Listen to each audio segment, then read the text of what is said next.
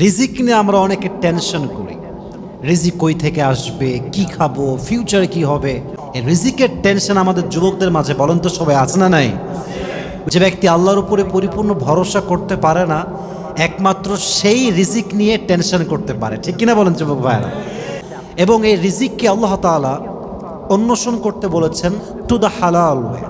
যেমন কোরআনে আল্লাহ তাআলা বলেছেন, যখনই তোমাদের নামাজ শেষ হয়ে যাবে, নামাজ শেষ, মসজিদে আর বসে থেকো না, যাও, ছুটে যাও, রিজিক তালাশ করো, রিজিকের অন্বেষণ করো, চেষ্টা করো রিজিকের জন্য। যদি তালাশ করতে পারো তবে তোমাকে রিজিকের সন্ধান দিবে একজন, তিনি কে?